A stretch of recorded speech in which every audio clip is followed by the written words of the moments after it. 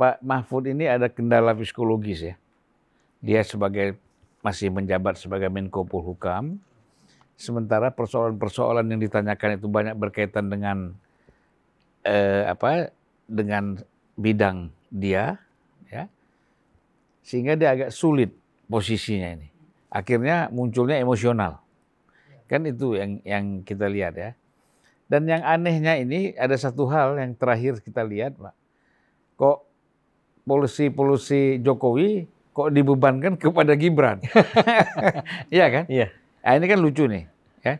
Artinya misalnya ada soal impor beras, impor ini. Ini kenapa ditanyakan kepada Gibran? Ini kan nggak ada urusan nih. Nah, ini hal-hal seperti ini menurut saya mulai galau. Iya. Gimana nih Bung Ade? Iya, jadi memang saya setuju ya dengan apa yang Anda katakan mengenai betapa posisi Pak Mahfud kali ini itu betul-betul seperti dia melakukan rangkaian blunder sebetulnya. Dan itu semua bermula dari serangannya Gibran. Kita tahu lah Gibran ketika dia minta agar Pak Ganjar ini memberikan penjelasan tentang green inflation. Itu emang pertanyaan bercanda dalam artian itu taktik untuk menjatuhkan lawan. Yeah. Jelas Pak Mahfud ya. Pak Mahfud, kenapa Ganjar ya? Maaf ya. Pak Mahfud nggak paham ya. Green inflation diajukan ke Pak Mahfud kan? Ke Mahfud ya. Yang sebetulnya akan lebih bijaksana kalau pada saat dia menjawab itu dia katakan bahwa saya kurang paham apa yang Anda maksud. Dan ketika setelah dijelaskan pun dia kurang paham, dia bilang, saya minta maaf, saya kebetulan dalam hal ini tidak menguasai masalah. Itu jauh lebih baik kan daripada ketika dia malah menolak. Saya mengatakan itu adalah pertanyaan receh. Karena sama sekali nggak receh. Ya kebetulan aja dia nggak paham. Dan celakanya ada pertanyaan jebakan itu muncul dari timnya Gibran. Dan itu yang menjelaskan bahwa Gibran ini pasti melakukan ada rencana strateginya lah, ada rencananya lah. Cari topik-topik yang mungkin lawan tidak akan bisa menjawab. Itu yang tidak dilakukan oleh Mahfud dan mungkin juga Caimin ya. Caimin juga terjebak dengan pertanyaan apa tadi ya? LFP ya. Ya. Sama. Dan seharusnya juga Caimin gampang menjelaskan bahwa saya kurang paham tuh yang Anda maksud apa. Tolong jelaskan lagi. Ketika sudah diminta dijelaskan, jelaskan lagi.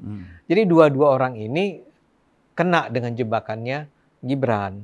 Hanya saja Pak Mahfud barangkali sebagai seorang yang senior tua gitu ya, itu lebih hurtful gitu ya. Dia merasakan betul-betul itu sebagai tonjokan yang membuat dia mual barangkali ya. Sehingga secara spontan dia mengatakan saya tidak mau menjawab pertanyaan Anda karena itu receh.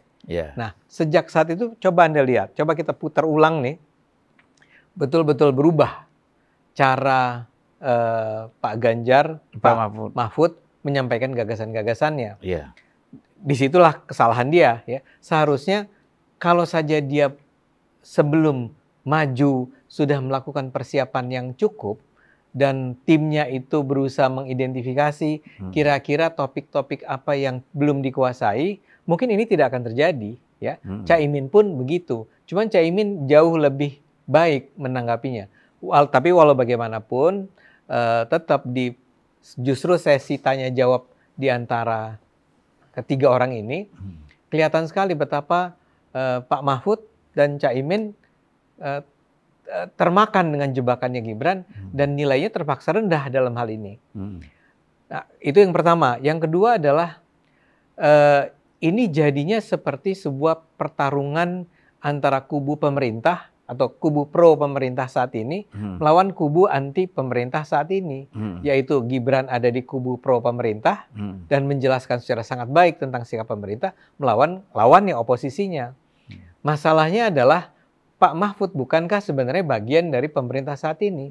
Sehingga kalau dia mengkritik secara sangat keras tentang apa yang terjadi di saat ini, kita akan bertanya, itu bukannya bagian dari tanggung jawab Bapak ya? Dan Bapak adalah Menko Polhukam. You are supposed to gitu ya. Anda seharusnya bisa menangani ini ketika Anda masih menjabat. Sekarang tiba-tiba di ujung pemerintahan Anda menyerang ini itu. Bahkan seringkali dia bilang di kementerian saya ada sekian banyak kasus. Itu kan iya, dan apa yang Anda lakukan dong sebagai seorang menteri? Apakah mau bilang berat bola itu gol bunuh diri? Kesan saya minta maaf ya terhadap semua pendukung kubunya Ganjar dan Mahfud. Tapi yang kali ini sebetulnya dari awal sebetulnya lumayan ya. Kita pada awal tadi bilang kalau saya sejak awal udah melihat Gibran itu superior dari yang lain, tapi kurang lebih netral lah. Tapi di saat-saat terakhir karena barangkali kubu Gibran itu memang dengan cerdik ya, berusaha mengangkat topik-topik yang menyulitkan lawan bicaranya, dan ternyata lawan bicaranya karena tidak melakukan persiapan yang cukup, sehingga dia merasa bahwa gue kejebak nih, dan gue nggak tahu cara bagaimana melepaskan diri dari jebakan itu. Nah, Pak Mahfud menunjukkan sikap yang menurut saya terlalu ya emosional. Jadi orang tua yang marah karena diledek sama anak mudanya. Dan Gibran itu betul-betul memang menurut saya dengan sengaja menyiapkan itu ketika dia bilang, Bapak kan profesor. Nah, saya ingat sekali joke yang dibikin oleh siapa namanya Butet yang bilang bahwa bayangin nanti ada perdebatan antara profesor dan S1 gitu kira-kira. Kayak gitu loh. Jadi ya saya minta maaf lah pada Pak Mahfud.